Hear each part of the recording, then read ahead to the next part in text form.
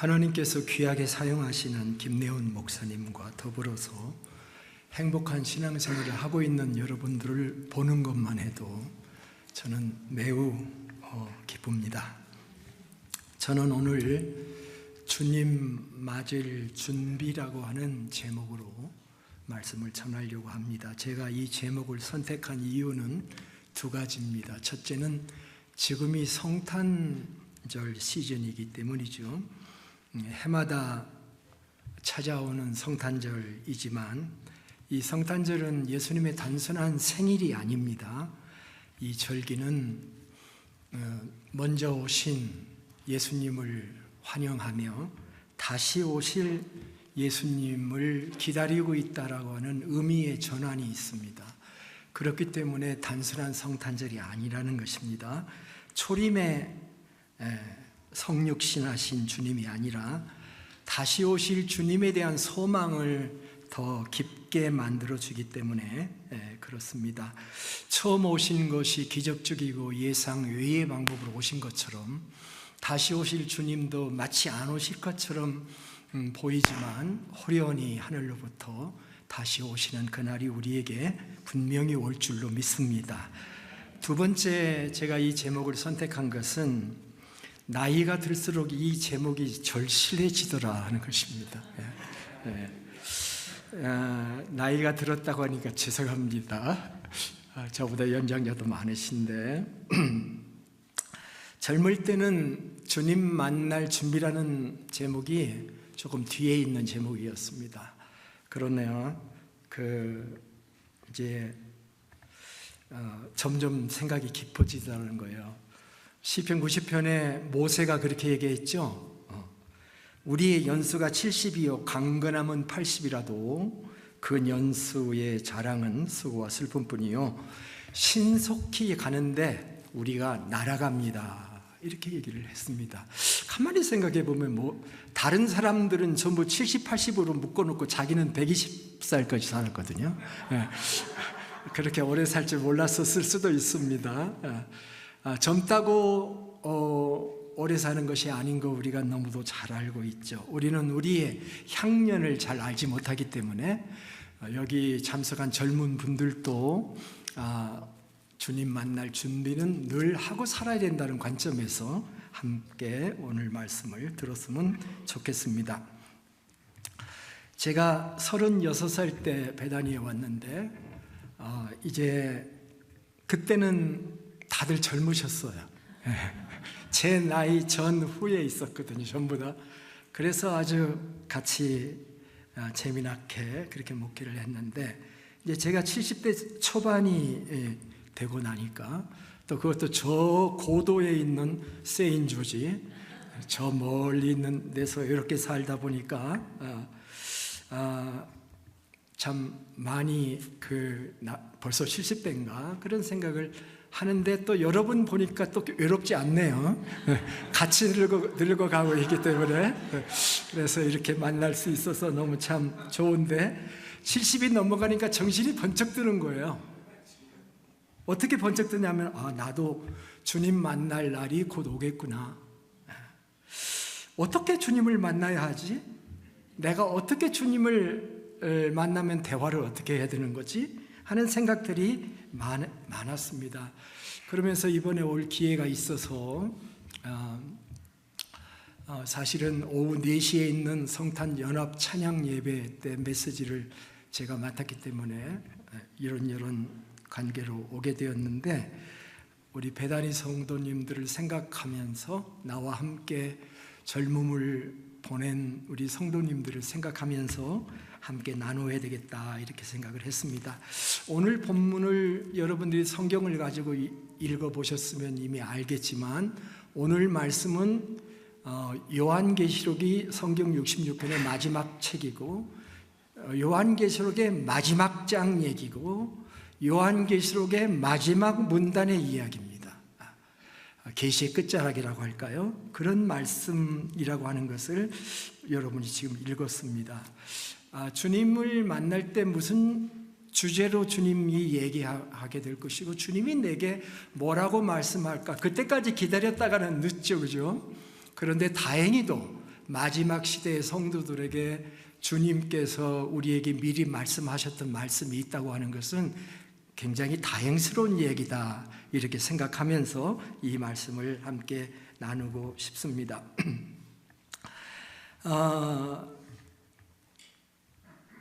먼저 우리가 예수님이 어떤 분이신가, 주님이 어떤 분이신가 하는 것을 생각해 봐야 되겠어요. 내가 만날 주님이 어떤 분이실까? 물론 성경에 예수님의 모습이 참으로 많이 다양하게 나와 있습니다만은 이 마지막 문단에서 나온 주님의 모습은 어떤 모습인가?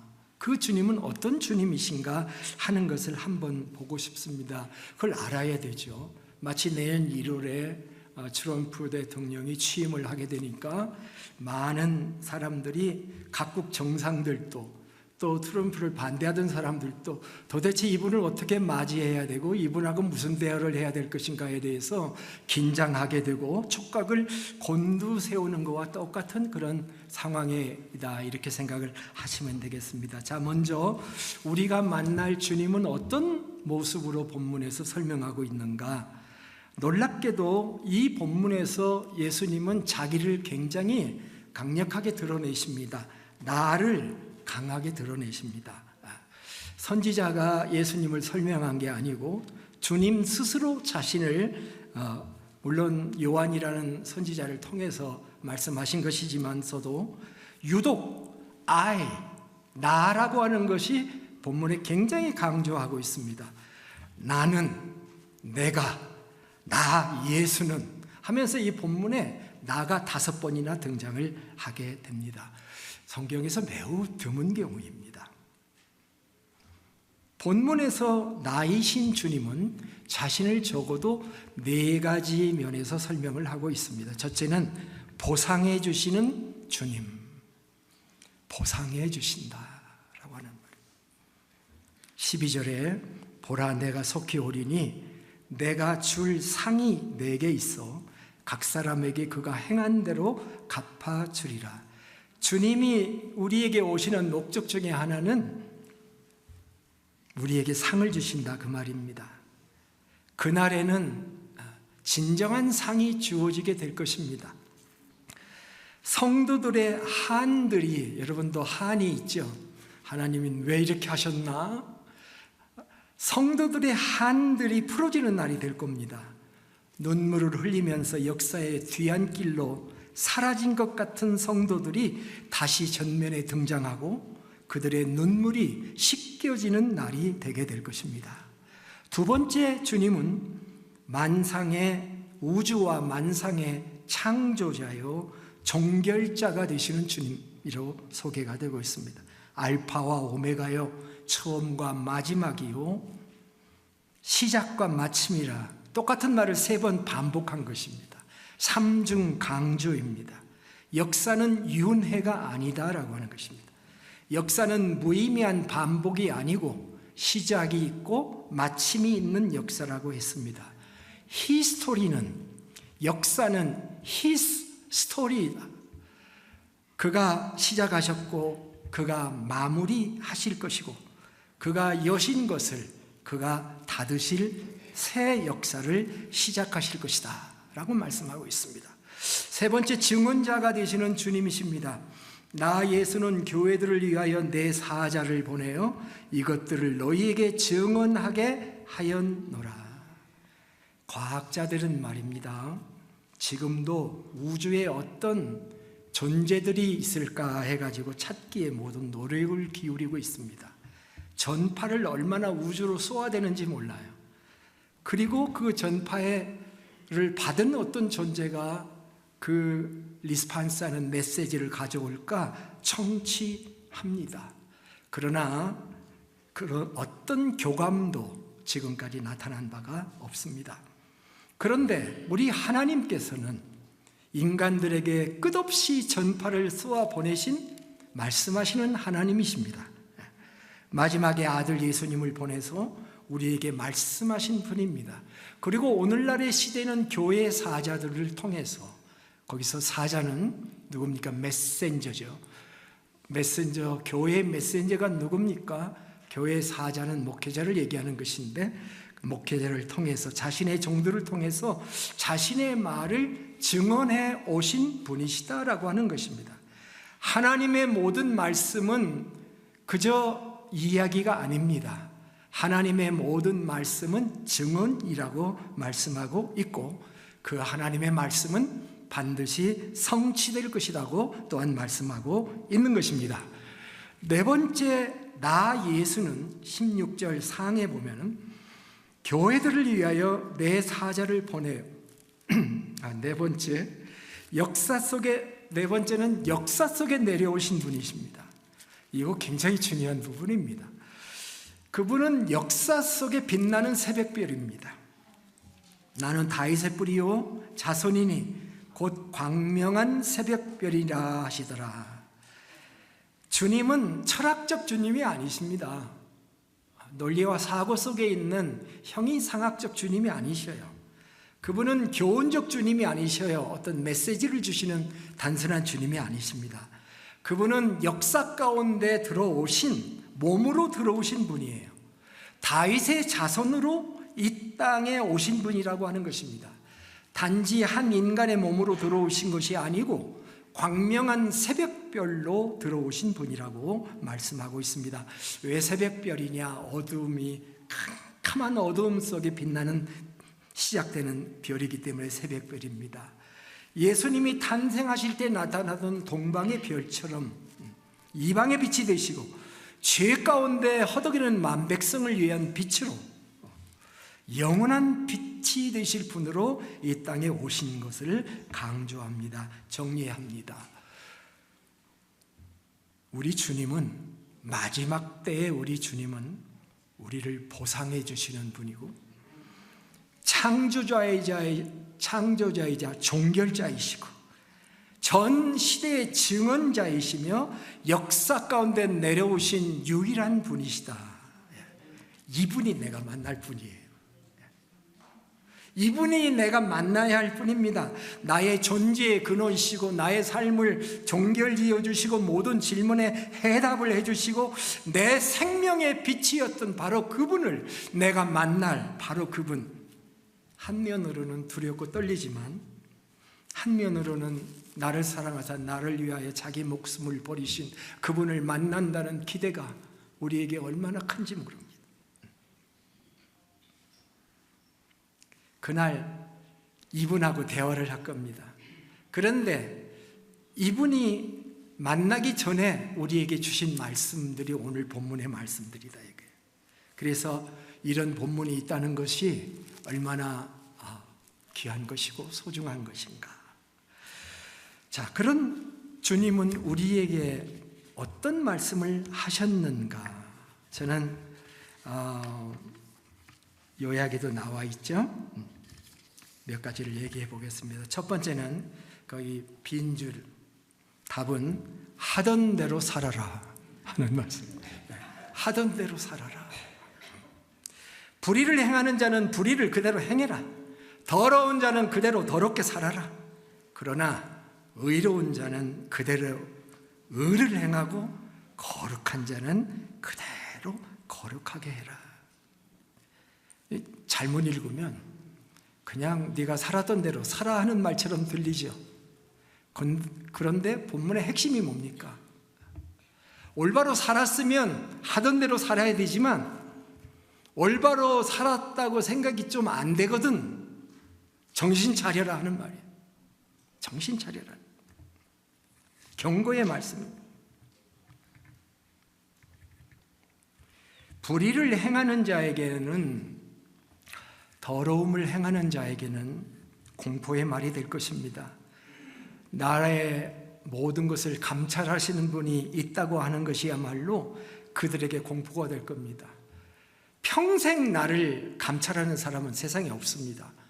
어렸을 때 부모님이 나를 감찰하지만 부모님 돌아가시고, 청년 때 나를 감찰하는 사람도 다 늙고 이렇게 다 사라지지만 이분이 알파 오메가시야.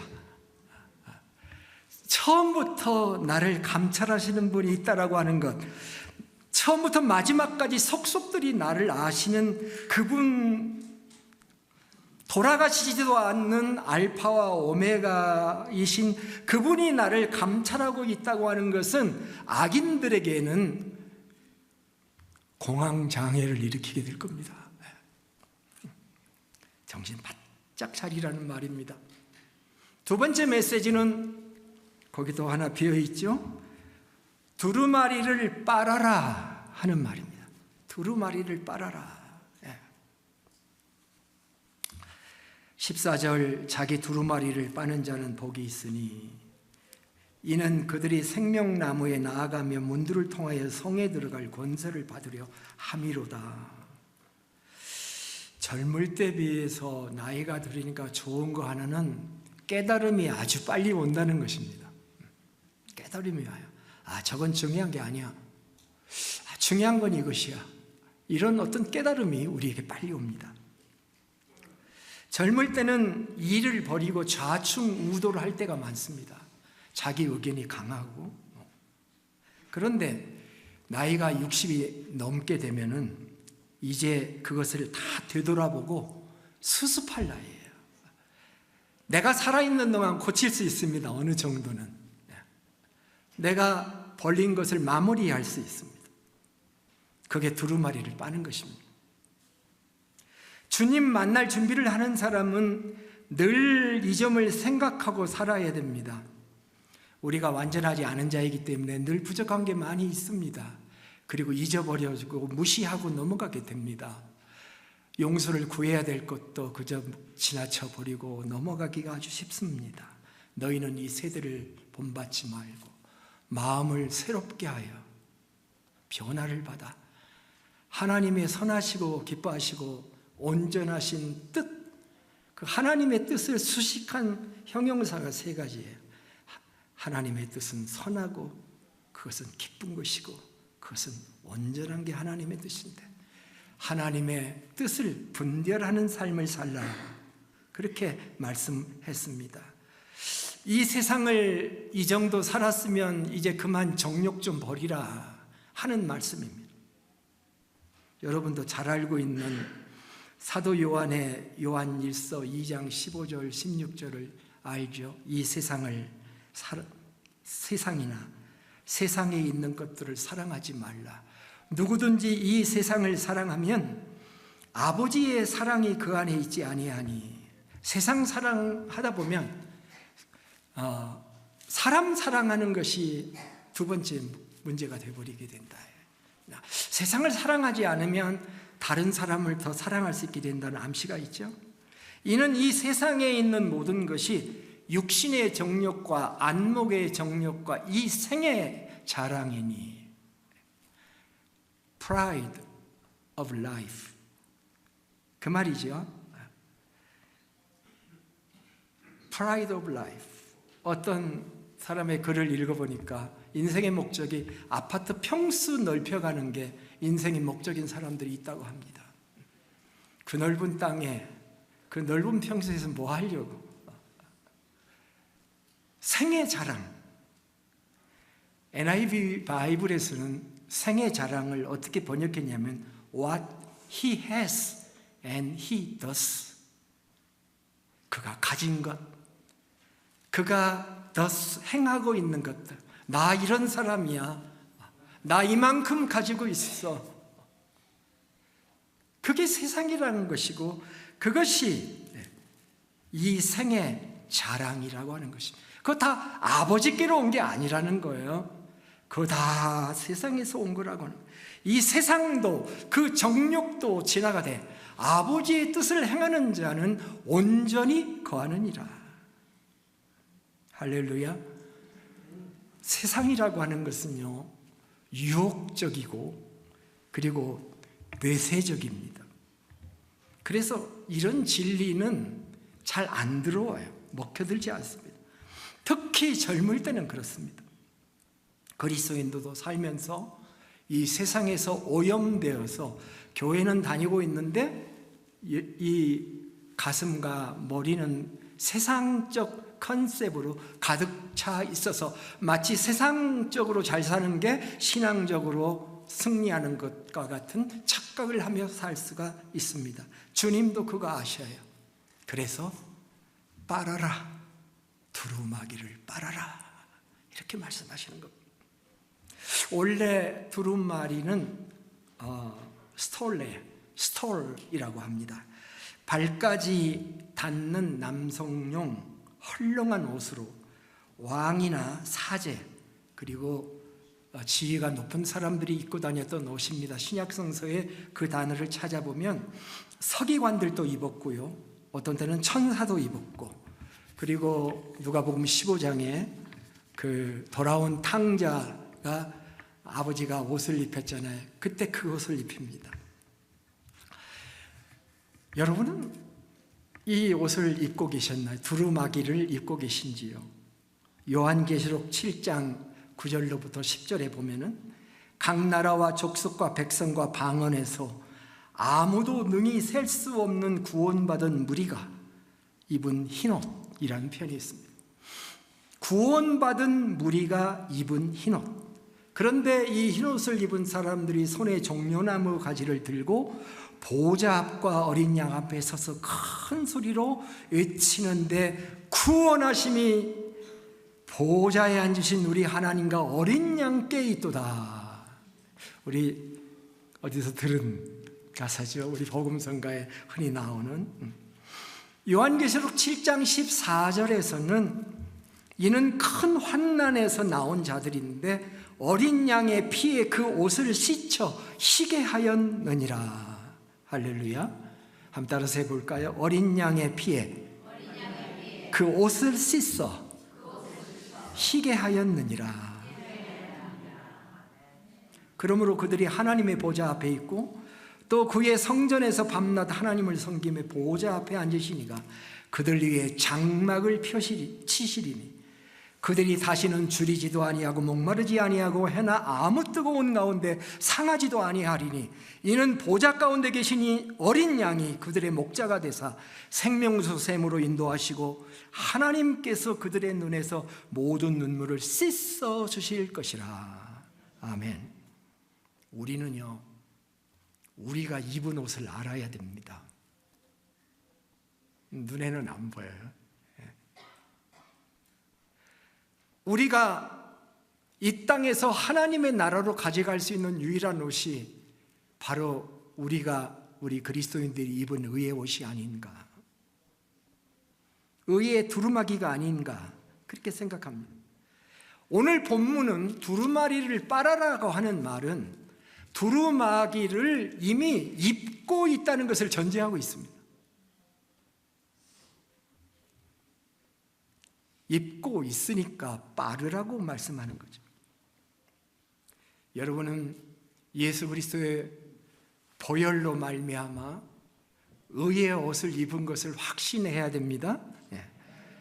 구원받은 자라면 우리는 그 옷을 입고 있는 것입니다. 마태복음 5장에는 8복이 있습니다. 그런데 요한계시록에는 7복이 있어요. 7가지 복이 있습니다. 1장 3절부터 시작하죠. 예언의 말씀을 읽는 자와 그 읽는 것을 듣는 자와 그 가운데 기록한 것을 지키는 자는 복이 있다 부터 시작해서 그게 첫 번째 복입니다. 두 번째 복은 주 안에서 죽은 자는 복이 있다. 이거 이따가 다시 한번 나오는데 죽음은 절대 두려운 게 아닙니다. 세 번째 16장 15절에 깨어 자기 옷을 지켜 벌거벗고 다니지 아니하며 자기의 부끄러움을 보이지 아니하는 자는 복이 있다. 네 번째는 어린 양의 혼인잔치에 청함을 받은 자는 복이 있다. 그런데 청함을 받을 때 뭐 입고 가요? 예복을 입고 가죠. 다섯 번째, 첫째 부활에 참여하는 자 복이 있다. 여섯 번째는 두루마리의 예언의 말씀을 지키는 자가 복이 있다. 그리고 일곱 번째 마지막 복, 이게 오늘 14절에 나와 있는 자기 두루마기를 빠는 자가 복되도다라고 합니다. 가만히 보면 7가지 이 계시록의 7복 속에 3복, 4복, 7복이 다 옷에 관련된 그런 복을 우리에게 말씀하고 있는 것입니다. 이 옷을 언제 입었느냐? 예수 그리스도를 믿을 때 입는 것이고, 그리고 이 옷을 날마다 우리가 새롭게 빨아야 된다고 하는 것이 오늘 본문의 말씀입니다. 그것을 증거해 줄 수 있는 비유를 할 수 있다면 요한계시록 7장 14절에 보면은 거기 They have washed라고 하는 말이 있습니다. 과거형으로 썼습니다. 부정과거라고 해요, 헬라로는. 그런 미래의 어떤 한순간에 역사적인 십자가상의 구속을 믿고 예수 그리스도를 나의 구세주로 받아들였을 때, 로마서 4장 25절의 말씀에 따라서 예수는 나의 범죄함을 위하여 내어준 바가 되고 또한 우리를 의롭다 하시기 위해서 살아나셨느니라고 하는 그 말씀에 따라서 우리는 주님을 영접한 순간 우리가 의의 예복을 갈아입은 것과 같은 것입니다. 죄로 더럽혀진 옷을 그리스도의 피로 씻어서 구원과 영생을 얻은 자에게 주시는 하나님의 의복이다. 그런데 오늘 본문에 나와 있는 22장 14절의 말씀은 현재 동사로 나와 있어. 씻는다는 말을 과거의 어느 한순간 내가 구원받았다는 것을 말하는 게 아니라 오늘 내가 씻는 wash이라고 하는 현재 동사를 썼다라고 하는 것입니다.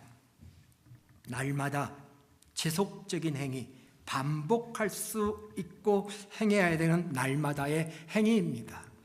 우리는 의의 두루마리를 스스로 입을 능력이 없습니다. 그리스도의 피의 대가로 우리가 의의 옷을 입은 겁니다. 이제 우리가 할 일은 그 의의 흰옷의 거룩함을 항상 유지하는 것입니다. 그러기 위해서 다시 주님이 필요합니다. 처음 믿을 때만 예수님의 보혈이 필요한 게 아닙니다.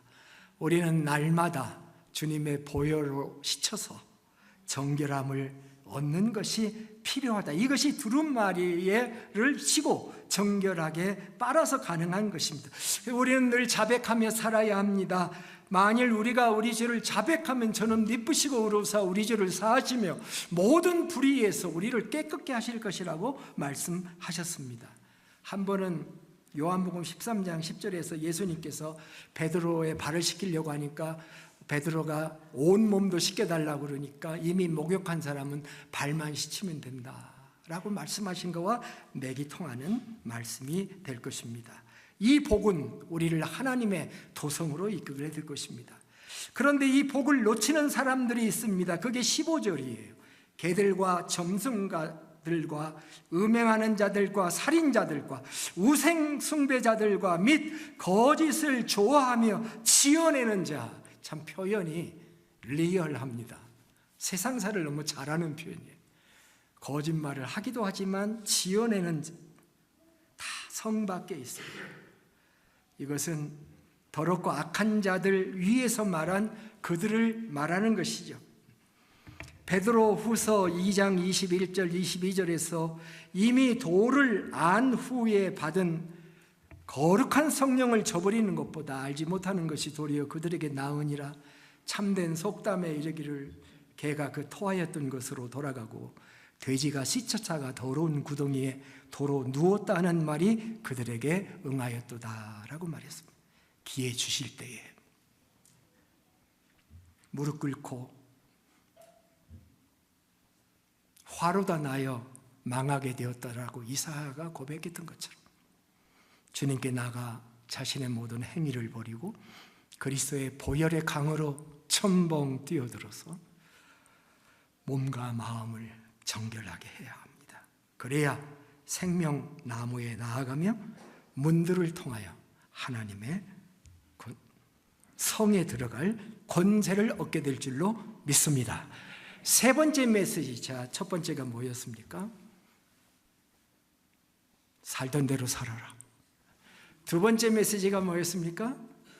두루마기를 빨아라. 벌써 잊어버리면 어떡해요. 나이가 들어서 이해는 가는데. 세 번째, 하나님의 말씀과 그리스도의 재림을 확실하게 믿어라. 확실하게 믿어라. 먼저 하나님의 말씀을 믿으라고 하십니다. 하나님의 말씀은 사실이며 그냥 교훈이 아니라 증언이라고. 위트니스. 이 위트니스는요, 생명 걸고 하는 겁니다. 처벌받을 각오를 하고 하는 거잖아요.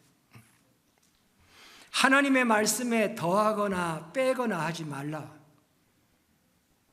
근데 평생 신앙생활 하면서 더하기 빼기 산수하면서 신앙생활 하는 사람들이 너무너무 많습니다. 그 중에 목사들도 있고 신학생들도 있고 신학자들도 있고 평신도들도 있습니다. 평생 말씀을 읽으면서 들으면서도 믿음이 생기지 않는 사람들, 어떤 말씀이 목에 가시처럼 걸려서 나머지 모든 말씀도 별로 달갑지 않은 사람들, 베드로처럼 주님을 보고도 뛰어내리지를 못하는 사람, 뛰어내렸죠. 그들은 하나님의 말씀에 대해서 오만한 자세를 가지고 있습니다. 하나님의 말씀을 이리저리 자신의 이성으로 판단하는 사람들이 있습니다. 똑바로 해야죠. 우리는 하나님의 말씀을 판단할 자들이 아니고 하나님의 말씀에 의해서 내가 판단을 받아야 할 존재인 줄로 믿습니다. 무조건 믿으라는 거 아니에요. 하나님도 우리에게 이성을 주셨으니까 이성을 최대한 대로 사용하지만 마지막 순간에는 믿음의 영역이에요. 그 믿음으로 자신을 던져야 신세계가 쫙 열리게 되는 것입니다. 하나님은 엄중하게 말씀하십니다. 말씀에 더하면 하나님이 이 두루마리에 기록된 재앙을 그에게 더하실 것이요, 말씀을 제하여 버리면 하나님이 이 두루마리에 기록된 생명나무와 거룩한 성의 참여함을 제하여 버리시리라. 이 말은 일부라도 제하지 말라. 마음에 안 든다고 그 부분을 스킵하지 말라는 거예요. 사실 성경 읽다가 걸리는 그 부분이 하나님이 내게 말씀하시고 내가 넘어서야 할 바로 그 부분이거든요. 내가 말씀의 일부를 제하면, 테이크어웨이 하면 나도 생명나무와 거룩한 성의 참여함을 테이크어웨이 하겠다. 오늘의 마지막 구절에서 주님은 자신의 재림에 대해서도 확실하게 믿으라, 그렇게 말씀하십니다. 재림은요, 신약이라는 단어의 핵심 컨셉입니다. 신약, 새로운 약속. 뭐가 새로운 약속인가요? 두 가지가 있다고 제가 늘 성경 공부 시간에 얘기했죠. 하나는 예수님의 보혈로 우리 죄를 구속하는 것이 신약의 핵심이고, 또 하나는 주님 다시 오신다는 약속이 남아있고, 신약의 마지막은 그것을 우리에게 제시해 준 말씀이라고 하는 것입니다. 신약은 재림 예수가 오셔야 성취가 되는 것입니다. 주님은 신약 성경의 마지막 계시의 말씀으로 말합니다. 내가 진실로 속히 오리라. 내가 진실로 속히 오리라. 이 말은 다르게 얘기하면 내가 속히 온다고 하는 말은 믿어도 된다. 믿어도 된다. 이에 대한 내가 진실로 속히 오리라 주님이 오늘 말씀하실 때 여러분은 어떻게 반응을 해야 되겠습니까? 오늘 본문은 어떻게 반응하고 있나요? 네, 그렇죠. 아멘. 자, 잘 들으세요. 아멘. 주 예수여 오시옵소서. 저기 나왔죠. 자, 한번 실습을 해봅시다. 내가 진실로 속히 오리라.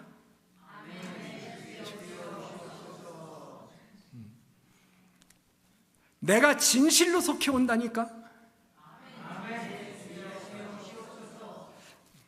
오시는 게 좀 천천히 오셨으면 하는 마음이 아직도 있으십니까? 어느 드라마를 보니까 이런 대사가 있더라고요. 사람이 죽을 때 마지막으로 보는 게 뭐냐고 하는 대사를 주인공이 얘기를 해요. 사람이 죽을 때 마지막으로 보는 게 뭐지? 대답하기 참 쉽지 않잖아요. 질문한 사람이 대답을 해요. 천정이랍니다. 천정.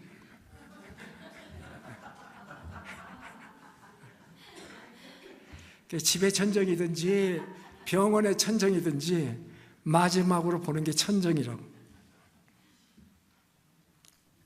근데 주인공은 자기는 그렇게 죽고 싶지 않다고 사냐에 나가서 눈 덮인 사냐에서 하늘을 보고 이제 드라마의 마지막에 그렇게 장식이 되더라고요.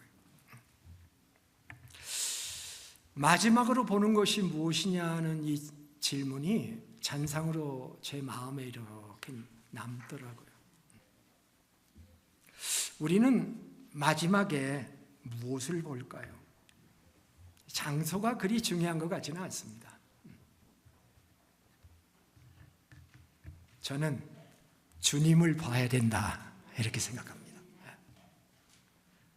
다윗은 시편 17편 3절에 주님께서는 나의 마음을 시험하여 보시고 밤새도록 신문하여 샅샅이 캐어 보셨지만 내 잘못을 찾지 못하셨습니다. 내 입에서 무슨 잘못을 발견하셨습니까? 라고 얘기를 했고 17편 15절에서는 나는 의로운 중에 주의 얼굴을 배우리니 깰 때에 주의 형상으로 만족하리이다 라고 했습니다. 세 번역으로 읽으면 이래요. 나는 떳떳하게 주님의 얼굴을 뵙겠습니다. 깨어나서 주님의 모습 배울 때에 주님과 함께 있는 것만으로도 내게 기쁨이 넘칠 것입니다. 긴 밤 주님과 대화를 했고 잠깐 자다가 아침에 깼는데 주님의 형상으로 만족한 것. 우리도 그러해야 되지 않겠는가? 우리가 주님을 구하고 주님을 만날 것을 생각하면서 산다면 장소가 어디이든 외롭지 않고 어떤 상황 가운데 있든지 평안하고 죽음도 두렵지 않는 하나님의 백성으로 살 것입니다. 아까 조금 전에 주 안에서 죽은 자가 복이 있다 그렇게 말했지 않습니까? 죽음 두려워할 문제가 아니다고 말씀하고 있습니다. 죽음을 두려워하면 올무에 빠집니다. 히브리서 2장 14절부터 16절에 보면은 그런 내용이 있어요. 죽음을 두려워함으로 한평생 매여 종노릇 한다. 근데 그 뒤에 사탄이 있다. 너는 죽으면 안 된다. 죽으면 큰일 난다. 그런 죽음의 문제를 가지고 인간들을 흔들어 놓고 인간의 행복을 앗아간다. 그런 말이에요. 죽기를 무서워하면 한평생 그것에 매여 종노릇 한다는 것입니다. 온통 우리의 말년을 죽음만 묵상하며 살 수 없어요. 우리는 주님을 묵상해야 할 것입니다. 우리는 하나님의 나라를 바라봐야 되는 거예요.